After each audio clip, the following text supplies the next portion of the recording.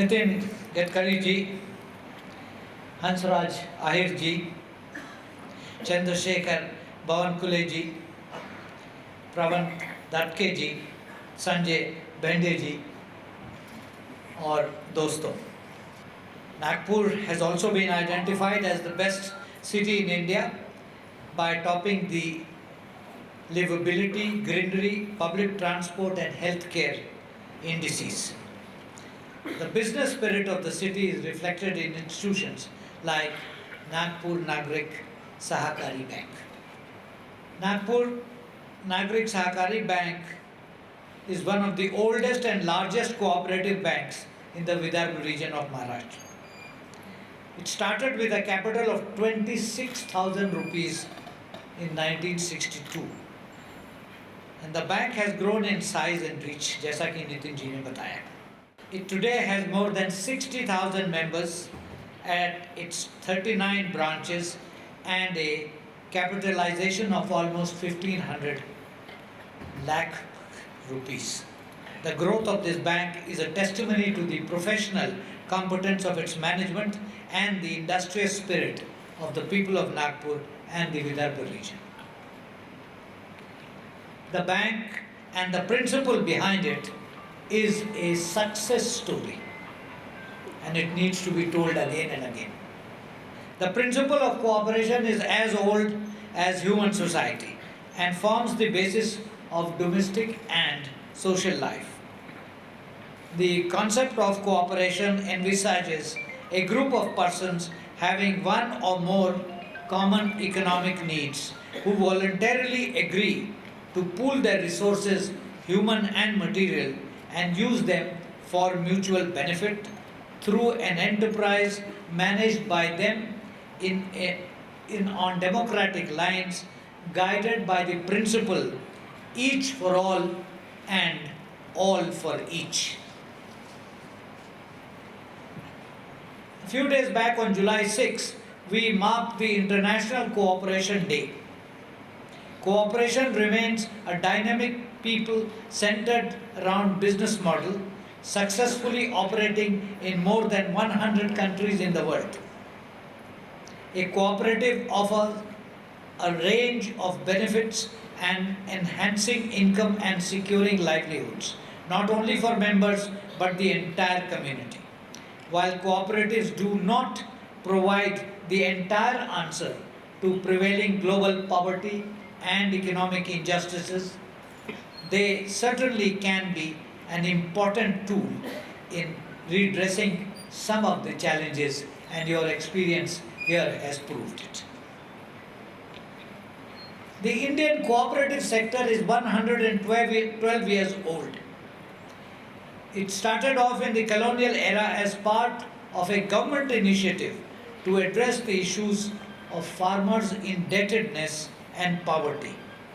With the enactment of the Cooperative Credit Societies Act of 1904, our founding fathers also saw the cooperative movement as an important tool in carrying forward the policy of rapid and equitable economic development.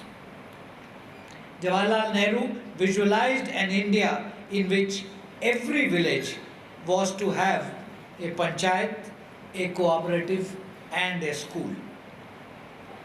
It was therefore not surprising that cooperatives became a part of the National Development Plan's effort.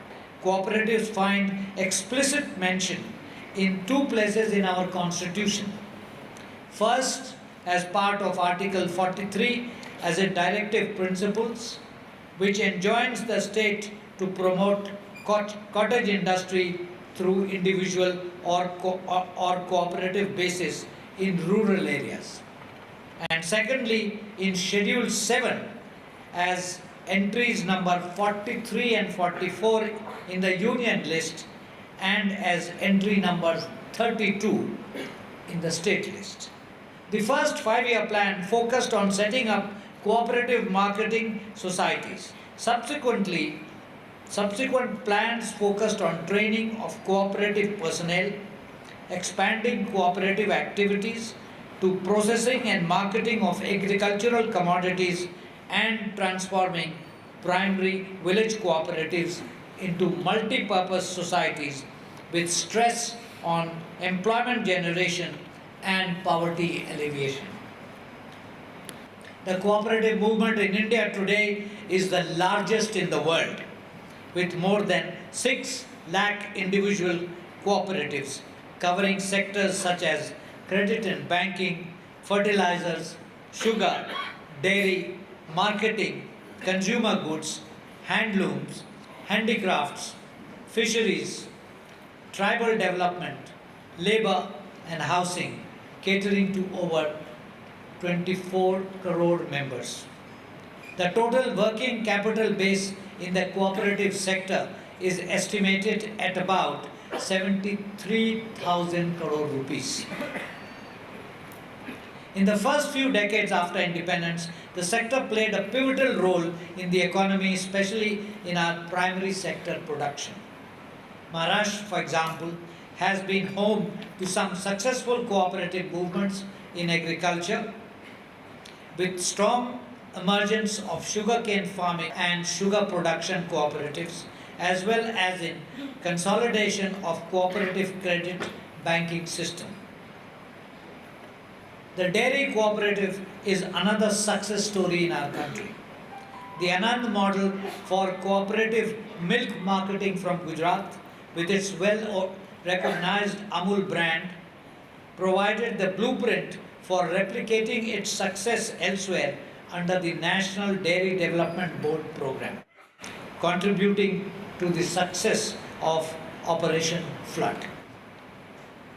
In fertilizer production and distribution, the Indian Farmers Fertilizer Cooperative, or IFCO, controls over 35% of the market.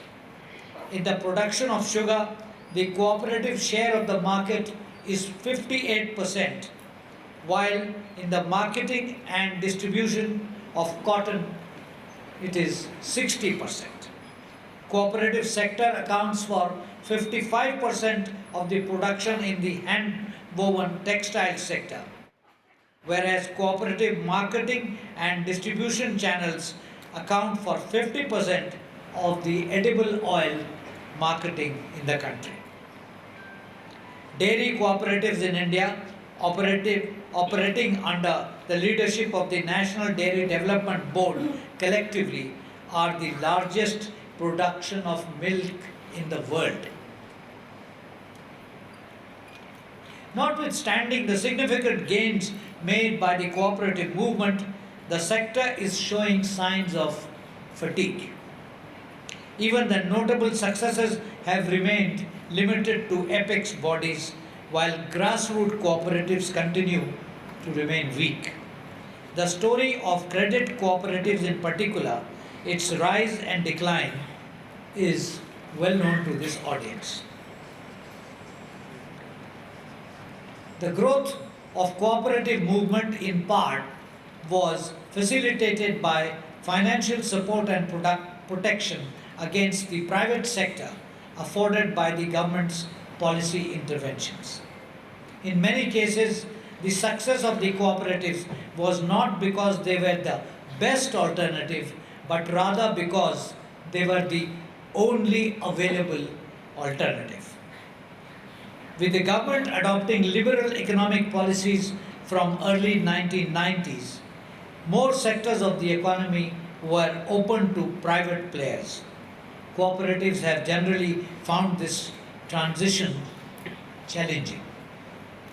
Credit cooperatives have lost their central position in agricultural credit scene. In the early 1990s, cooperatives provided almost 62% of the agricultural credit in the country, with commercial banks providing more than 30%. Data shows that the share of cooperatives fell to less than 17% in 2011 and 12, even as the total quantum of agricultural credit on offer continues to rise. The fall in credit share of cooperatives came even as the number of small and marginal farmers increased significantly. the average size of operational land holdings has been reduced by half from 2.28 hectares in 1970-71 to 1.16 hectares in 2010 and 11. Consequently, the number of land holdings in the marginal and small categories grew by 67 million during the same period. Today, the area cultivated by small and marginal farmers constitute 85% in terms of numbers of operational holdings and 44% of operated areas in the country. The size of the land holdings has implications for investment in agriculture, its productivity, farm mechanization, and sustaining farm incomes. The cooperative credit societies have clearly not been effective in providing adequate and affordable credit flows to our small scale farming sector. There is also great variation in the quality and strengthening of the cooperative movement in regional and sectoral terms in India.